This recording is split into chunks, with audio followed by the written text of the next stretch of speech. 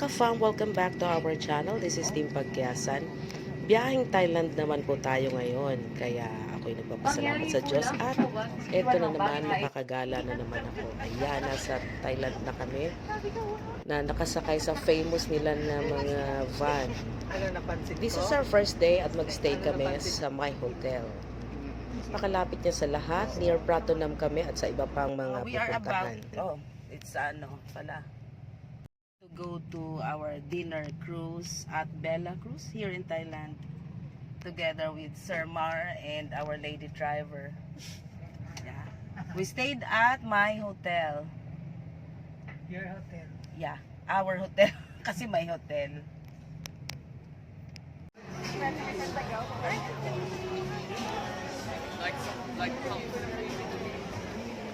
What are you doing?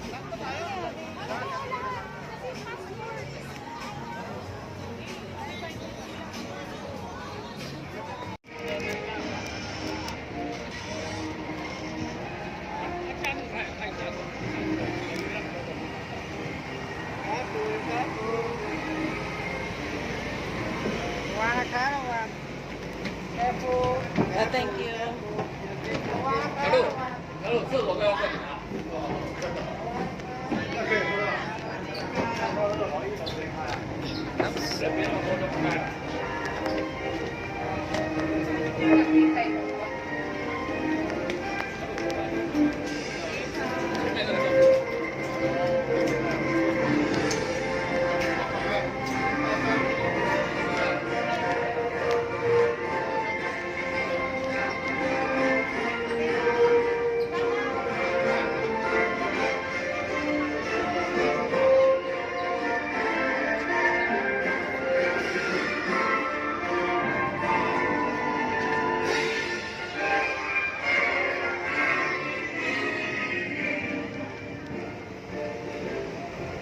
Wow!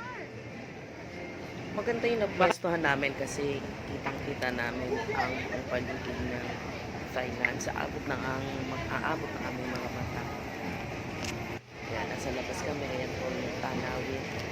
At maganda ang vibe talaga. Yan po ang traditional or ewan ko kung tama, traditional na sayaw ng Thailand.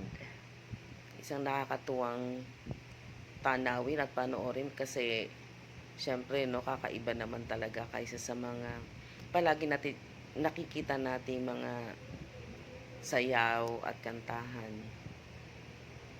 Yan po.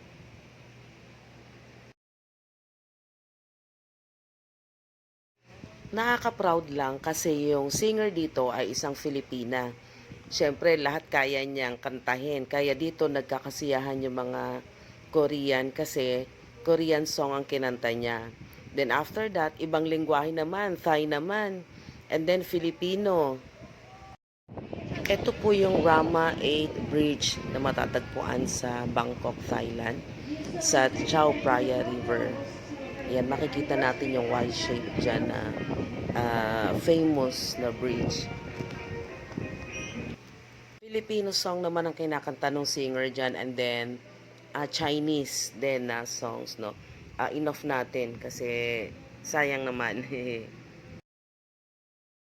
Isa yan sa nakakatuwang experience pag bumisita ka sa ibang lugar kasi nakikita mo din kung ano ang kanilang kultura, kung ano din yung mga lugar na kilala sila, napuntahan talaga ng mga foreigners, no? At isang pagkakataon na makilala ang kanilang lugar, ang kanilang salita, ang kanilang kultura. It's so nice to be here. Yan po, kitang-kita ang Wat Arun or Temple of Dawn illuminated at night dito sa Chao Phraya River. Nakaka-amaze talaga. Ayan, makikita nyo ang kanyang itsura. Napakaganda po sa gabi. Ano po? Dito pagpila mo sa food nila, nakakatuwa. Parang Pinas din. Nag-aagawan sa pagkain. Although napakarami naman at di kayang ubusin. Pero alam mo yung nag-uunahan na pakiramdam. Pero, in good spirit, napakasaya lang po ng experience na ito. What you can see here is the Millennium Hilton Bangkok.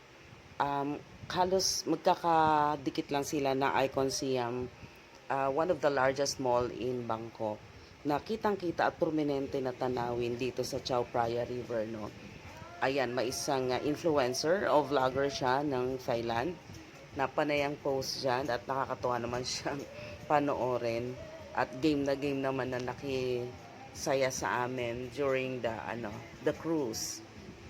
Actually, hindi siya kumain yata. Panay post lang yung ginawa niya dyan. Kasama syempre ng ating co-teacher na si Mario. What you can see from afar is the Ferris wheel of the Asiatic Sky. It is a large open-air mall at night dito sa Chao Phraya River, where we are going to return then.